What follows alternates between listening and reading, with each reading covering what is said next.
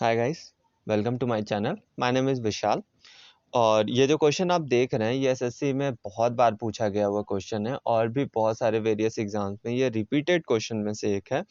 और इस क्वेश्चन को आज हम लोग दो तरीके से सॉल्व करेंगे। आइए क्वेश्चन को रीड करते हैं। क्वेश्चन में कह रहा है a person covers a certain distance with a certain speed. If he increase his speed by 15 kilometre per hours then he will be 16 minutes early. How much time he will be late if he reduced his speed by 12 kilometre per hours. यानी कि वो कह रहा है कि एक आदमी है जो अपनी चाल को 15 किलोमीटर पर आवर से बढ़ा रहा है तो वो 16 मिनट जल्दी पहुंच जा रहा है, और अगर वो अपनी चाल को 12 किलोमीटर पर आवर से घटा रहा है तो वो कितना देर से पहुंचेगा अगर उसकी स्पीड 60 किलोमीटर पर आवर है। इस क्वेश्चन को हम लोग दो तरीके से सॉल्व करेंगे। आइए क्वेश्चन को सॉल्व करते हैं। इस क्वेश्चन को सॉल्व करने के लिए हमें एक फॉर्मूला लगता है। जब स्पीड ये हमारा डिस्टेंस कांस्टेंट होता है तो डिस्टेंस जब कांस्टेंट होता है तो speed plus change in speed multiplied by change in time, और इसको डिवाइड कर देना होता है चेंज इन स्पीड से और दोनों को इक्वल कर देना होता है। क्यों? क्योंकि यहाँ पे हमारा जो डिस्टेंस है वो कांस्टेंट है। तो आइए इसको सॉल्व करते हैं।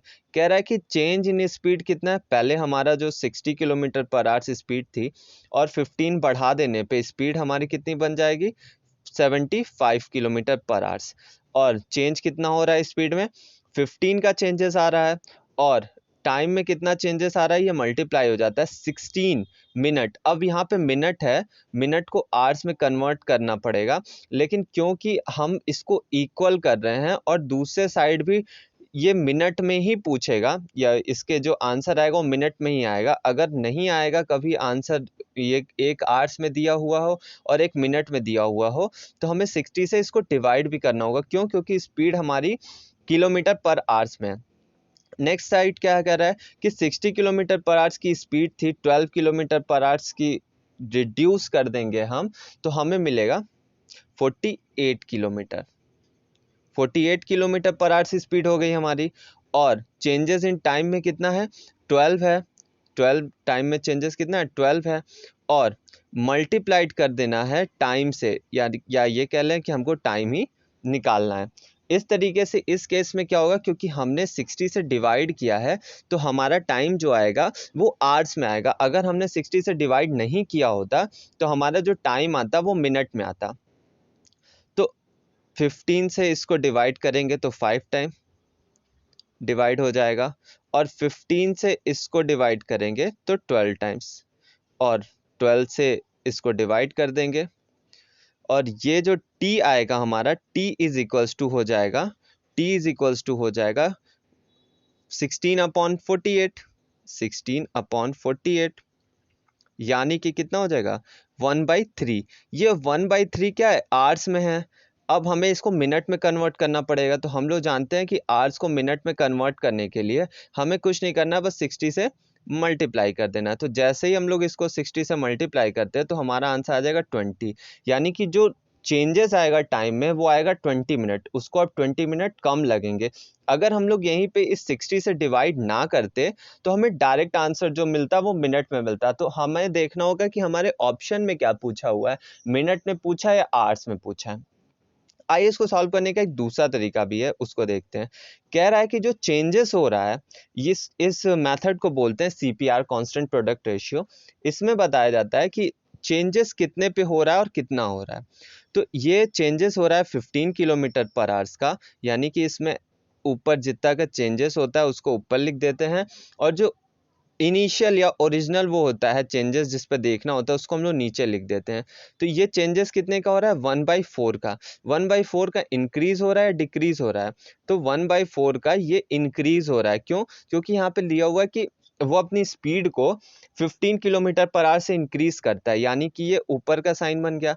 अब जिनको सीपीआर नहीं पता होगा उनको बता देते हैं कि जब इंक्रीज होता है तो ऊपर के साइड एरो लगेगा, और जो न्यूमरेटर होता है वो एज इट इज लिख लिया जाता है 1, और जो डिनोमिनेटर होता है डिक्रीज के सेंस में क्या किया जाता है कि डिनोमिनेटर को न्यूमरेटर से ऐड कर दिया जाता है, और जब डिक्रीज का सेंस आता है, जब ये पहला डिक्रीज हो दूसरे को इंक्रीज किया जाएगा तो उसमें वो सब्सट्रैक्ट कर दिया जाता है, यानी कि इंक्रीज वाला हमेशा डिनोमिनेटर डिक्रीज वाले से बड़ा होगा।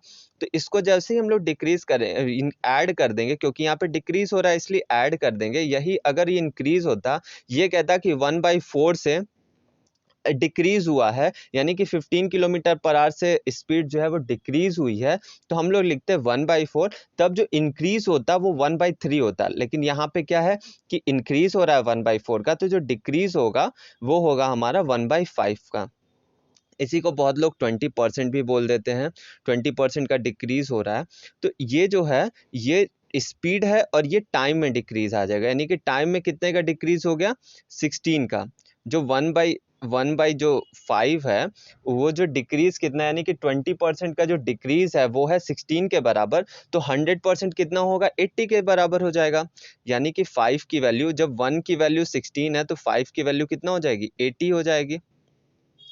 यानी कि जो उसको इनिशियली जो टाइम लग रहा था वो था 80 मिनट्स, लेकिन अब क्या है कि उसने अपनी स्पीड को डिक्रीज कर दिया है। स्पीड को कितना डिक्रीज किया है, 12 से। स्पीड को कितने से डिक्रीज किया, 12। यहाँ भी वही लगाएंगे। अब ये आपके सीपीआर सीखने के लिए भी अच्छा होगा। ये 12 हो गया, 12 को 60 से डिवाइड कर देंगे हम लोग, तो कितने का डिक्रीज होगा, 1/5 का। ये 1/5 से डिक्रीज हो रहा है, तो अब इंक्रीज क्या होगा इस केस में, इंक्रीज इस केस में होगा 1/4 का। ठीक, ये डिक्रीज था, तो अब इंक्रीज जो होगा वो 1/4 का इंक्रीज होगा, 1/4। यानी कि ये इक्वल होगा, चेंजेस देखना है या फिर इक्वल लगाइए या तो नहीं, या तो डायरेक्ट मल्टीप्लाई लगा के, क्योंकि चेंजेस निकालना है तो डायरेक्ट भी निकाला जा सकता है, या तो इक्वल लगा के इसको इक्वल के बराबर भी कर सकते थे। इक्वल के सेंस में क्या करते हैं हम लोग, नीचे लिखते 80 को और ऊपर लिखते x, यानी कि या जो भी वेरिएबल्स लिखते हैं। तो 4 की वैल्यू 80 आती, तो 1 की वैल्यू कितनी होगी, 20 होगी। इस तरीके से भी जो चेंजेस है, या x की वैल्यू 20 कर लो, या फिर ये यहाँ से भी अगर निकालते तो ये जो है 20 टाइम्स में कट हो जाता, तो जो चेंजेस आएगा वो 20 मिनट्स का आएगा। इसमें क्या होता है कि जो चेंजेस होता है, जो इनिशियल चेंज हुआ था, यानी कि ये यहाँ पे जो भी चेंज दिया हुआ, जैसे कि यहाँ पे 16 मिनट का चेंज दिया हुआ था, तो उसी तरीके से सीपीआर लगाने में क्या होता है, जो चेंज आएगा वो सेम रेशियो में आता है या सेम वेरिएबल्स में आता है। यानी कि जो 20 मिनट्स है, अगर आपको वो वाला फॉर्मूला नहीं याद हुआ हो तो ये सीपीआर के थ्रू भी आप कर सकते हैं। आई होप आपको समझ में आया होगा। Thank you.